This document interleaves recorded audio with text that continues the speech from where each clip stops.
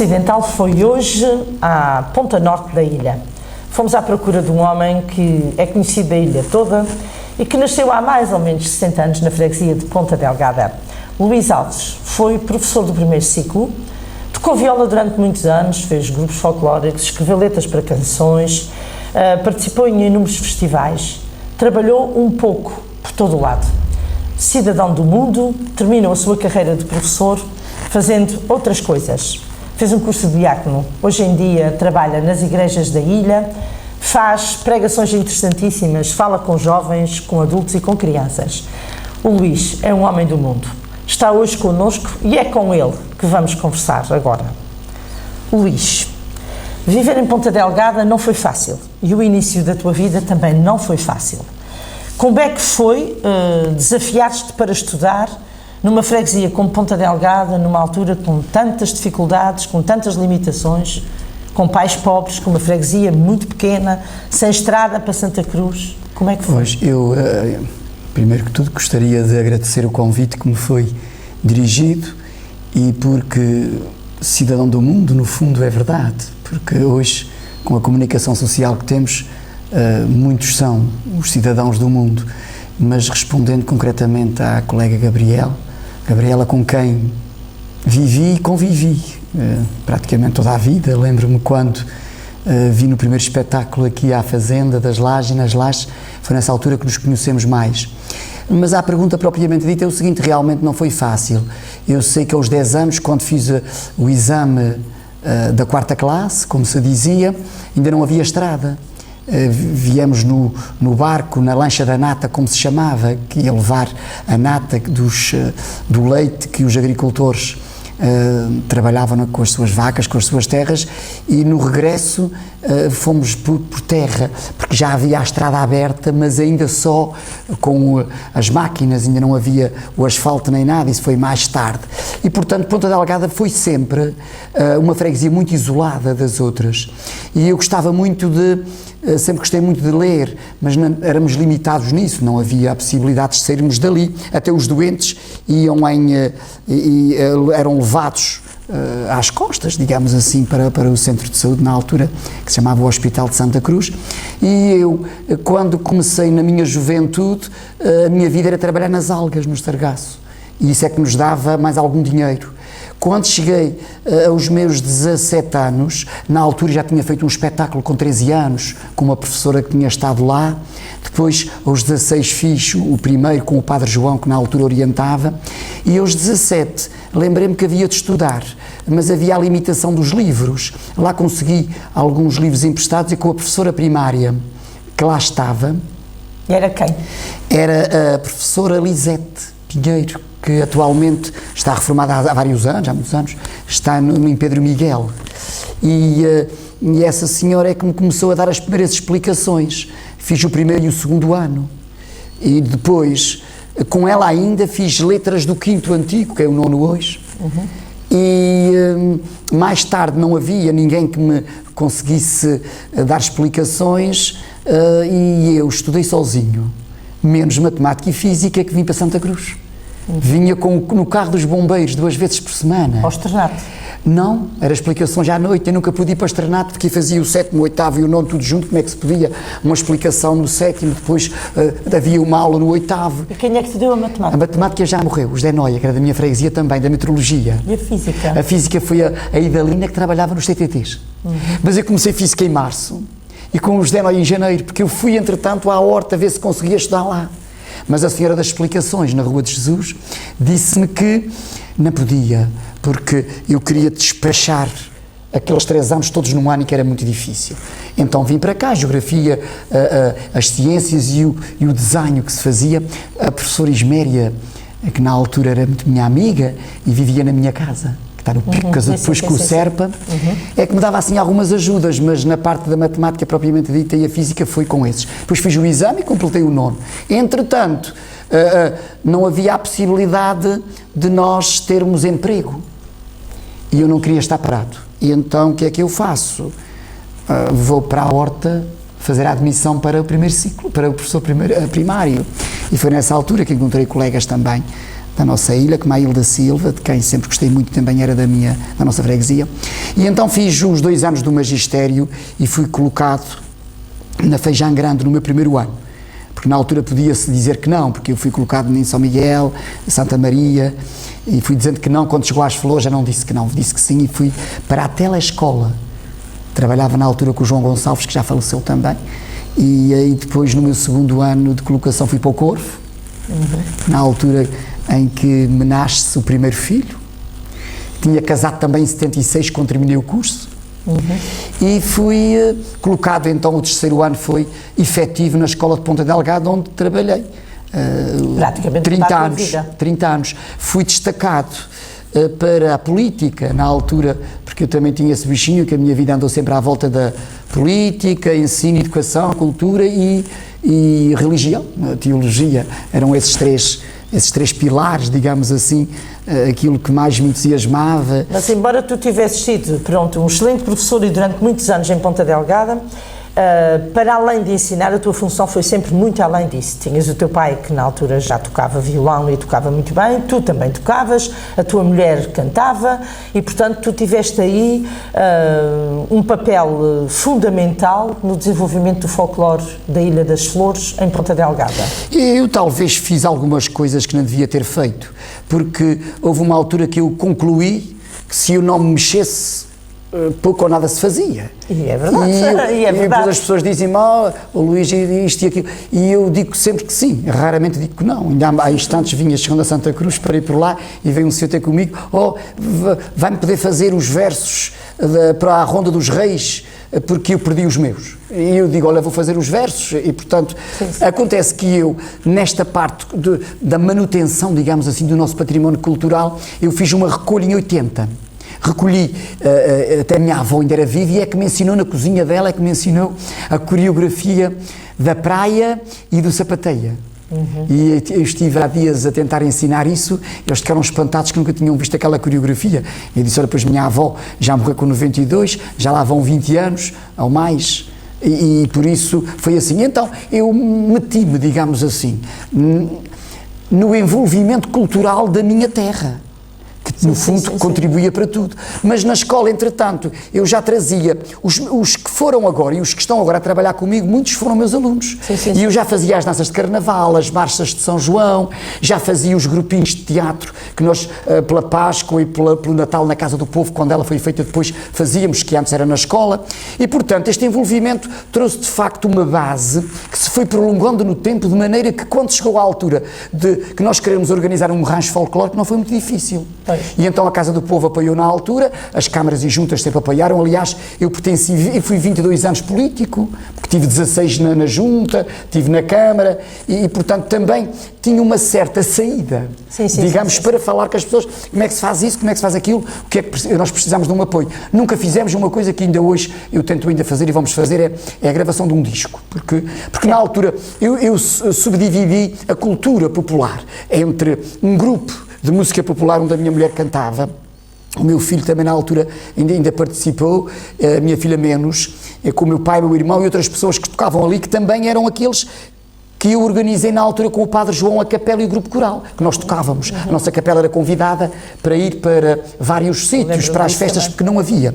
E, portanto, o meu envolvimento foi sempre este, relacionado com a cultura da terra, a política, digamos que a política propriamente dita não, mas aquela política que envolvia o âmbito social, o ser social, porque não se pode separar uma coisa da outra, e por isso foi sempre à volta disto, e organizei estes grupos, ainda sobrevivem. O nosso grupo de folclore ainda está, com alguns problemas a nível de instrumentos, que há pessoas que mesmo que saibam já não querem, e por isso mantemo-nos razoavelmente e é isto que eu tento contribuir. Agora, houve duas coisas também que tu fizeste sempre e que eu não sei como é que se consegue manter vivo, aqui no Conselho das Lajes, muito pouco. Foram as danças de carnaval e as rondas dos reis, ou dos anos bons. Pois, as danças de carnaval, eu fugi um pouco à tradição das mesmas, porque eu faço as letras e as músicas, sempre. Vamos tentar... a primeira dança que eu fiz, meu pai é que me ajudou na música, eu tinha 18 anos. A primeira. letra que fiz. E daí para cá tem sido às dezenas. Acontece que também as marchas de São João pararam agora estes anos porque também o São João de Santa Cruz deixou de ter aquele envolvimento cultural que tinha e passou a ser a festa das poças, porque antes o São João tinha sempre as nossas marchas de São João e com os nossos trajes sempre apoiados pelas autarquias, eu gosto muito de sublinhar este aspecto, que a parte mesmo das roupas e tudo isso, porque não é apenas letras e músicas, tem mais coisas. E portanto, eu não sou propriamente, digamos, aquele que organiza tudo. Eles dizem, professor Luís, olha, vai fazer a letra e a música? Eu faço a letra e a música e as coreografias, porque é o principal. Vamos para ali, começamos a organizar, e então a parte das roupas e arcos e tudo, eu não me quero meter nisso. Mas já te ocorreu fazer uma publicação dessas coisas? Era importante, porque essa recolha depois um dia eu não sei se fica pelo caminho, era importante. Eu devo ter aquilo tudo compilado, devia ser um livro, uma coisa, porque são imensas letras, todas da minha autoria.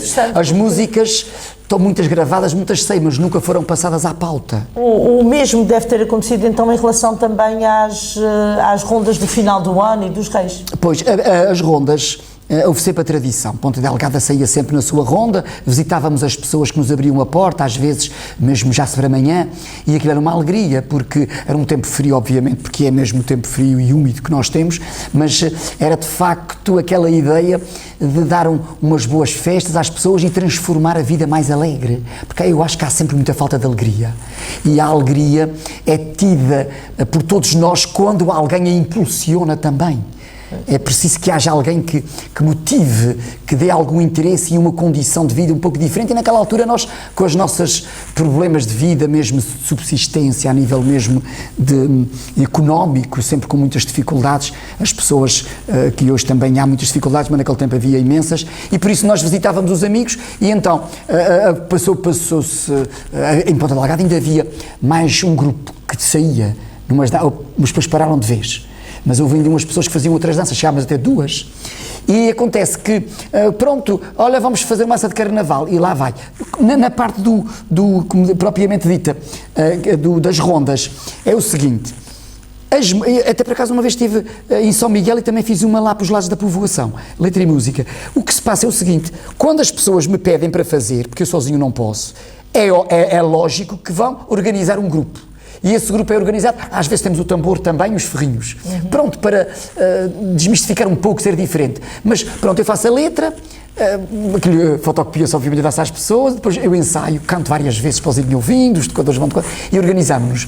E é sempre uma letra que vai ao encontro da tendência para o bem-estar e o valor da oração propriamente dita, o papel dos reis, mas também fazia-se uma antes dos reis, que não era muita tradição. A tradição era mais a passagem de ano, mas também se fazia no dia de reis, que era o dia 6. Hoje eu acho que já fazem mais só uma na passagem de ano, e podem repetir a mesma nos reis. Eu fazia a passagem de ano, e para os reis fazia só 2 ou 3 quadras específicas para os reis. E ficávamos com a mensagem do menino Jesus, que vinha do Natal, com Maria e José, e depois fazia uma adaptação àquela letra com mais umas quadras para os reis. E era assim que se fazia. Na escola também fazíamos. E fazíamos o jantar, mesmo propriamente na escola, e para o Espírito Santo fazíamos as sopas do Espírito Santo. Ou este ano, algumas mães vieram falar comigo, professor Luís, venha fazer a nossa festinha de Natal com os teus professores, este ano não podem. Eu disse, não me vou meter na escola, pelo amor de Deus. O ano passado vieram ter comigo, eu colaborei, veio o meu violão, ensaiei a parte musical, e ajudei nas coreografias e nas letras, e fizemos um Natal de unidade, que eu gosto muito disto, unir a freguesia toda. E o executivo também aparece ali, vê-se a presença da senhora diretora da escola, dá o sentido de unidade, que estamos todos unidos, nós estamos aqui separados, quando ela está longe, é única, e a freguesia da ilha que tem ainda o primeiro ciclo, com os 4 anos de escolaridade, e aquilo um dia acabará, obviamente, mas quando acabar vai ser triste, e por isso nós tentamos dinamizar este conteúdo cultural que tem a ver com a escola, tem a ver com a comunidade, de uma forma geral, todos nós nos unimos à volta deste Natal. A coisa mais importante, eu acho que uma das coisas mais importantes que ressalta da tua personalidade, para além das tuas inúmeras capacidades e também das tuas qualidades como ser humano e de tudo o que tu fizeste, é que ter nascido em Ponta Delgada, tendo trabalhado toda a vida em Ponta Delgada, que não é uma coisa muito comum, foi lá que tu fizeste tudo, a tua vida toda em Ponta Delgada. Não é normal. No tempo, já Jesus Cristo não foi bem aceito na sua terra. Vem daí a expressão ninguém é profeta na sua terra, é uma expressão conhecida de todos, e poucos são aqueles que na sua terra conseguiram fazer tanto durante tantos anos. Tu nunca saíste de Ponta Delgada, nunca tiveste essa tentação? Fui tentado a sair, mas acabei por ver que ali era o meu ninho, digamos que... Isso é muito bonito. Era um ninho ali. É claro que se eu disser que sinto que toda a gente gosta de mim, eu vou mentir. Porque sim, mas... quando nós temos uma postura de justiça, sim, e também quando nós queremos ser imparciais na vida, às vezes há choque de emoções, e isso é notório, mas o que eu acho é que há uma relação muito direta entre mim e as pessoas. Aliás, desde sempre eu fui procurado, eu lembro-me que ainda era solteiro e já escrevia cartas em inglês. Eu sei. Para as pessoas. Depois, uma vez fizeram não é caricatura, entre aspas, mas fizeram um teatrozinho em que eu aparecia. E então quem era Luís? Luís era aquele que ia pedir subsídios e fazia, olha aquele, como é que arranjaste aquela casa? Foi o professor Luís que me fez uns papelinhos bem feitinhos para ter aquela casa. E há imensa gente, por exemplo, em Ponta Delgada, porque eu fui sempre uma pessoa que nunca tive medo de me verem conversar com uma pessoa que estava alcoolizada ou de repente com uma pessoa que era menos bem vista na sociedade, uma pessoa mais... E eu sempre chegava para tomar café ainda hoje e podem estar lá a conversar e eu sento mesmo ali naquele lugar onde eu acho que há mais necessidade às vezes de se dialogar e de se conversar. Não quis nunca excluir, porque também nunca me sentia excluído. E isso é importante, porque aquelas pessoas que vão ter comigo para dar um apoio é porque precisam mesmo, de facto, de um apoio. E às vezes eu, quando vou dar a comunhão aos idosos, eu digo assim, olha, os padres, digo aos seus padres, há desabafos que são autênticas confissões que nem os padres dizem, porque eu nasci, vivi, conhecem-me. Exatamente. E se me disserem, Luís, isto é só connosco, é porque é mesmo só connosco.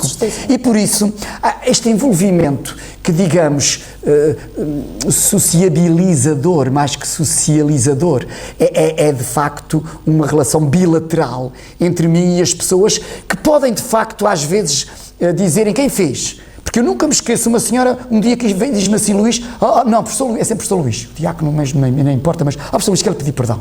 Nunca me esqueço desta, já faleceu. Porquê? É porque sabe, eu fui à Câmara e os papéis que ia ver lá estavam enganados e o senhor da Câmara, que até já morreu, que estava lá, disse assim, senhora, quem é que lhe fez isto? Senhor, foi o professor Luís. Senhor, eu não acredito nisto. Como é que ele se enganou todo nestes papéis? E não tinha sido o senhor, a minha filha que tinha feito, mas como o senhor é que faz tudo, na altura veio-me o senhor à minha cabeça. Quer dizer, pronto, é isto. O professor faz, o professor... Pronto, muitas coisas não terão sido bem feitas, mas sempre tentei dar resposta às perguntas. Agora, se calhar foi isso também, esse envolvimento social e tudo o que tu fizeste pelas pessoas ao longo da tua vida e continuas a fazer, que te levou para esta nova vertente da tua vida, para a parte da religião, ou foi outra coisa? Olha, eu acho que terá sido as duas coisas. Esta que me levou para a religião foi talvez uma grande interrogação. Eu, depois de estar reformado, pensionista na reforma, continuei na parte cultural. Mas sentia-me... eu não posso dizer que foi um desgosto e uma saudade enorme ter deixado a escola. Porque eu já, os últimos 5 anos, já tive os 4 anos de escolaridade, para mim já não foi tão fácil. Mas foi, portanto, eu não queria dizer isto, mas sou um pouco hiperativo, digamos que, de energias que eu preciso desgastá-las, digamos assim, e senti-me mais parado. E, portanto, fiz latim até com o Padre João na altura, para ver se me ocupava mais. Depois, nunca me esqueço, dizem que Deus chama Eu acredito que sim. Não sei se fui chamado ou não, porque eu já tinha 50 anos na altura. Nunca me esqueço, pelo acidente da SATA em 99, a quando daquele desastre em São Jorge. O senhor Bispo veio às Flores visitar as famílias enlutadas e também à escola. A minha casa fica muito perto da Casa do Povo, eu atravesso mesmo ali num pátio que tem por detrás e tomo café ao meio-dia, sempre na Casa do Povo. Quando ela estava aberta, agora está outra vez. E acontece que eu vinha tomar o meu café normal depois do almoço e ia subir os degraus pelo lado da estrada, normal do público, sobe o Dom António, bispo da nossa diocese, com o nosso Padre João. E eu de lá para cá. E nós encontramos-nos os três. E Padre João diz assim: ó, Sr. Bispo, olha, isto é o professor da nossa freguesia, que é o professor Luís, sempre veio aqui, e diz que foi o meu braço direito e ainda é na igreja. Porque faz leituras, canta salmos e mais a mulher, participa no grupo coral, e eu queria apresentá-lo já. O Dom António, queres que eu pare? O Dom António diz-me assim: professor Luís, então já tenho meio caminho andado para lhe falar consigo. E eu digo: diga, Dom António. Ele diz: como é professor, já tem uma cultura muito adiantada, eu queria convidá-lo para estar connosco na igreja, para ser mais do que este apoio. Queria convidá-lo para fazer o curso de diácono. Dom António, diz-me assim. Aquela palavra não me era estranha, porque eu sempre fui catequista, sempre, toda a vida, desde 78, que fiquei colocado em Ponta Delgada. E sabia que o diaconato tinha existido e que a partir do Vaticano II que os diáconos tinham voltado, digamos assim. Então isso, o Dom António estava a assustar. Como é que agora eu vou ser diácono? Olha, dê-me umas dicas e pense. Pensei, disse que sim, e fui orientado pelo Padre Manuel António, que já morreu, e compilei toda a cultura, toda a literatura própria do diaconato. E quando fiz os meus 51 anos, fui ordenado, digamos que administrado, quer dizer, foi-me dado o poder de acólito e leitor. Portanto, o acolitado e o leitorado ficaram já, porque temos que ter isso primeiro. Depois fui ministro da Comunhão, fiz aquele processo e quase 5 anos depois, eu fiz o meu curso em Aveiro, na Universidade, no ISCRA, Instituto Superior de Ciências Religiosas de Aveiro, que tem uma relação com Madrid, vem tudo em espanhol, que Portugal nem tinha. Há 10 anos atrás, Portugal nem tinha literatura em português. Eu recebia em espanhol, estudava, fazia os trabalhos em português, enviava para Aveiro, que por sua vez eram corrigidos pelos professores da Universidade de Aveiro, e o exame era feito sempre de 3 em 3 meses. Como é que eu fazia o meu exame?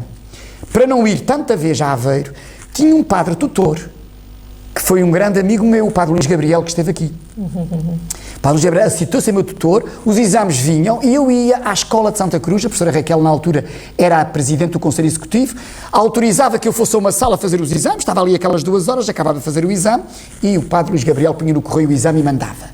Eu sempre fiz os meus exames assim. Hoje já não está autorizado, é preciso ser presencial. Fui fazendo as disciplinas todas do curso para o diaconato, específico para o diaconato, fiz mais algumas disciplinas e, portanto, quando terminei o curso, eu era o primeiro diácono dos Açores.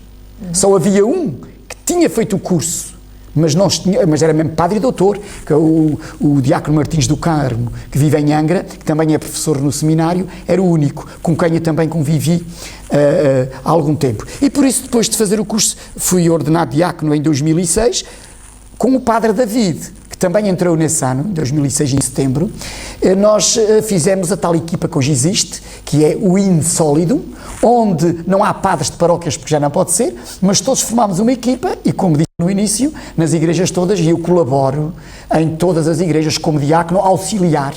E quando sou solicitado para algum trabalho faço, atualmente temos um diácono cá também, como professor Eugênio Moral, que faz muitos serviços, por isso algumas pessoas estranham que eu apareço menos porque trabalho também por lado daqui do lado norte e faço sempre aquilo que é necessário fazer, mesmo na própria, sou o secretário das reuniões da ouvidoria e vou fazendo o que posso também neste sector da teologia, concretamente do serviço diaconal na nossa Ilha das Flores. E achas que o diaconado, em alguma coisa, quer dizer, tu já tinhas uma vida de diácono anterior, portanto não foi, digamos que não houve uma grande mudança, mas em alguma coisa a tua vida, com certeza ganhou, digamos que ganhou um horizonte muito maior, em primeiro lugar, um horizonte muito maior mesmo. Ganhou, por exemplo, em aspectos que eu considero muito relevantes, porque eu preciso de me cultivar o meu cérebro intelectualmente, também no pensamento, na meditação. Isto veio-me dar, digamos que, uma cultura teológica que me interioriza e incuta em mim uma necessidade de estar só às vezes, também. E há uma meditação, orações próprias, que eu não as fazia.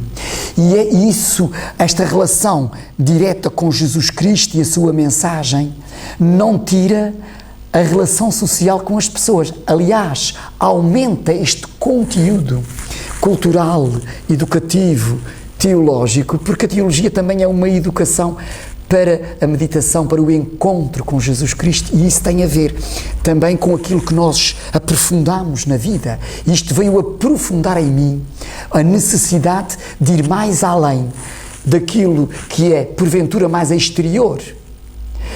Mas a partir da minha ordenação e do meu compromisso, que a minha mulher até teve que assinar um documento em que concordava que eu fosse diácono, porque isto não veio tirar-me da família, mas veio-me a dar uma dinâmica diferente familiar, porque eu tenho uma agenda própria, digamos assim, em que por vezes a família, porque o senhor Dom António, quando se reuniu com a minha família, o meu filho disse: e não sei se isto vai ser muito bom, Dom António. O meu pai é muito rigoroso nas pontualidades, porque eu sempre fui muito rigoroso na pontualidade, no estar presente, nunca faltar aos compromissos, as reuniões, tudo isso, e por isso isto fez de mim algo.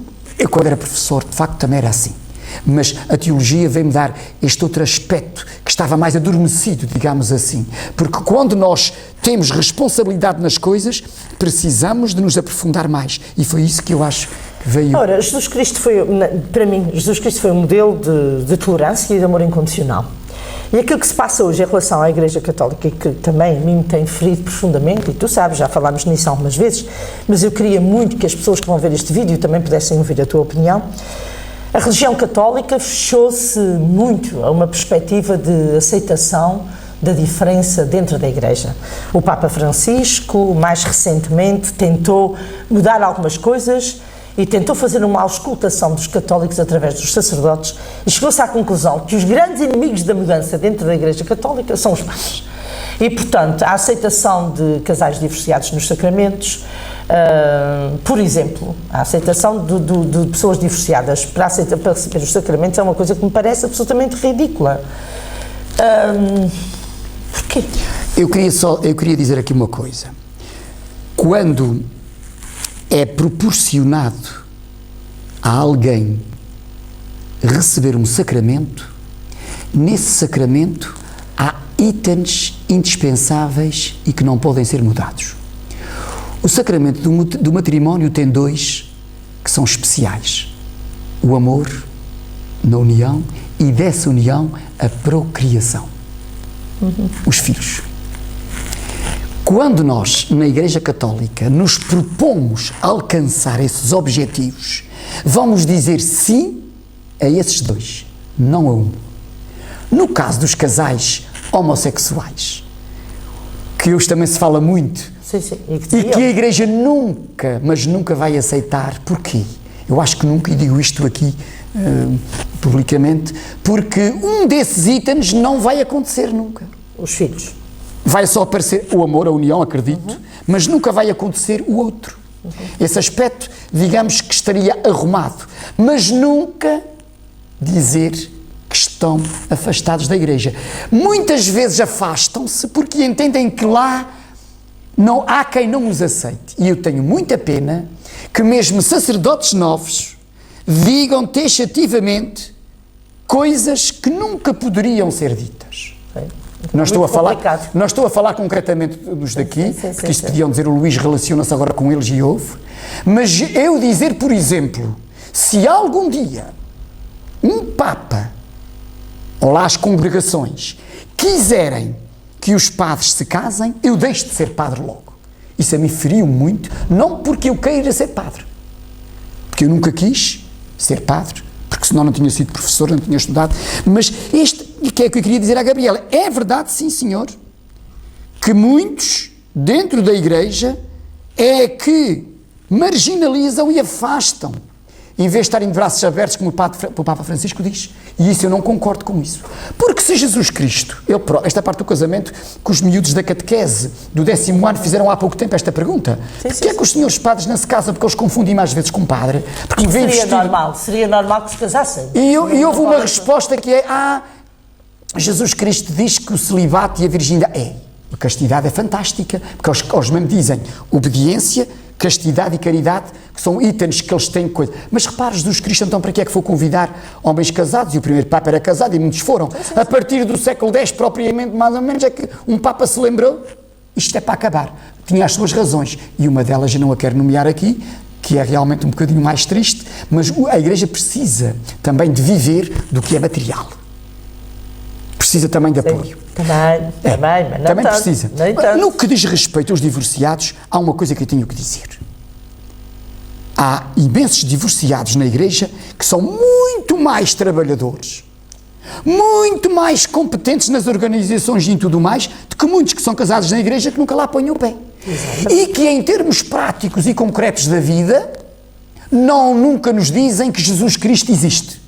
Estão sempre ao lado de Jesus, afastados de Jesus Cristo. Ao passo que outros que são divorciados estão ao lado, quando contribuem para coisas da Igreja, é óbvio que acreditam em Jesus Cristo. Ainda não foi há muito tempo que estava com as lágrimas nos olhos um senhor que era divorciado, que trabalha tanto, e que não foi receber o sacramento da Santa Unção, que se dizia extrema unção. Muito complicado. E eu disse... Pois havia de ter ido, porque o seu padre não diria que não. Mas como ainda isto não está estipulado e que isto é aceito, os sacramentos não existem para quem é divorciado. Porquê? Porque a penitência, a Eucaristia ou a comunhão propriamente dita, e o matrimónio, ele era casado, logo tinha que se confessar e tinha que comungar. A Santa Unção mas não é necessário que tenhamos a penitência e a Eucaristia. Porque a Santa Unção elimina imediatamente todo o pecado. E por isso ele podia ter ido, mas não foi, porque como era um sacramento não ia que descuma. E ele tinha as lágrimas nos olhos, tinha 65 anos e disse que gostava. E é um senhor que trabalha tanto, isto é um exemplo. Por isso, há que de facto mudar, mas muitos dos conservadores que a Igreja atualmente tem e que impedem que tal aconteça, acho que isso que vai mudar. No próximo mês de outubro, eu acho que vai haver algo do Vaticano, quando nós passarmos agora este tempo da pastoral relacionada concretamente com estes assuntos da família, porque agora está-se a trabalhar muito, e eu até dizia aqui que era muito importante que se lesse, eu tenho isso sempre junto a mim, Familiaris Consórcio, de João Paulo II, que tem tudo sobre a família, que é uma exortação fantástica, que é como se fosse mesmo uma Constituição. E aquilo concretiza, segundo ele, que ele é santo. Atualmente a Igreja deu-lhe a promoção de santo, digamos assim. Eu às vezes tenho termos que não são muito, são mais, digamos, de compreensão do que propriamente teológicos, mas esta agora, não tenho ouvido os padres falar nela, mas fala-se muito que é necessário que tudo emane para a família e que venha tudo também da família, porque é de lá que nascem as vocações. Sim. Eu, por exemplo, se algum dia tivesse dito à minha mãe, vou ser padre, ela dizia, como é? Porque ela ia muito à igreja, sextas-feiras e tudo isso. E dá-me a ideia, quando eu ia com ela, e a minha professora de primeiro ano, primeira classe e segunda classe, quando a gente não ia à sexta-feira comungar e se enganava nas contas, ela disse, já sei, não foste à missa.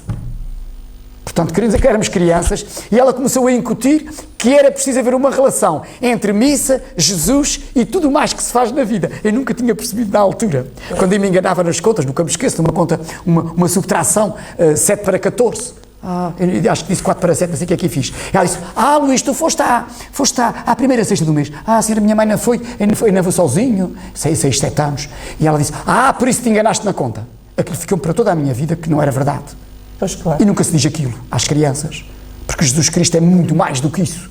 E então é nesta relação que há, e neste contexto propriamente dito da família, que eu acredito que Francisco Papa, e esta congregação para a família, e todos os cardeais e bispos que representam o mundo, pensem um pouquinho, e o conservadorismo que, não digo que desapareça porque vai existir sempre, mas que faça dos nossos padres um âmbito cerebral mais aberto para as coisas da vida, porque hoje, sem esta gente, que nós muitas vezes chamamos diferentes, sem esses, sem os divorciados e sem todos nós, porque ele disse uma coisa interessantíssima, Francisco, e queria aqui sublinhar. Aqueles que não são crentes, e há pouco tempo ele foi abençoado por na Turquia, Bartolomeu I, e este encontro de religiões, ele diz que deve haver diálogo entre as religiões. O que é que isto quer dizer? Conversa. Chegarmos a objetivos concretos, atingirmos as metas, e só podemos atingir metas quando realmente todos se unam no mesmo, na união e em comunhão, sempre com Jesus Cristo. Nós fizemos parte os dois de uma escola que se pretendia uma escola inclusiva, falámos muito de escola inclusiva, nesta escola inclusiva cabiam todos, numa igreja inclusiva tem também que caber todos. E eu julgo que algumas vezes, quando era jovem, que se dizia muitas vezes às crianças, quando tu fizeres uma maldade, dizer o que é que Jesus Cristo faria se estivesse aqui, se estivesse no meu lugar. Julgo que hoje era importante que às vezes os sacerdotes colocassem a questão da mesma forma. Como é que eu vou aceitar esta pessoa? Se Jesus Cristo estivesse aqui, como é que ele ia fazer?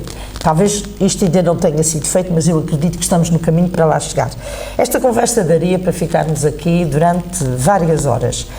Já deixamos, de qualquer maneira, já deixamos às pessoas que nos veem, já deixamos um naco de saborosa, deliciosa contigo. Obrigada por teres estado, e a minha última pergunta é apenas esta. Há alguma coisa que tu gostasses de ter feito que ainda não fizeste? Sim, olha, eu fiz várias tentativas secretas, mas agora vou dizer, para a elaboração de um livro sobre a vida, nos vários aspectos da mesma, e escrevo muitos poemas também secretos, escrevo muita coisa, passo o dia, a minha vida é de facto isto, é escrever, ver televisão, ler muito e conviver um pouco por ali, porque tenho saído menos, tenho um filho no Canadá que vou visitar, em princípio. A minha filha este ano vai passar o Natal connosco, que está também trabalhando em Angra.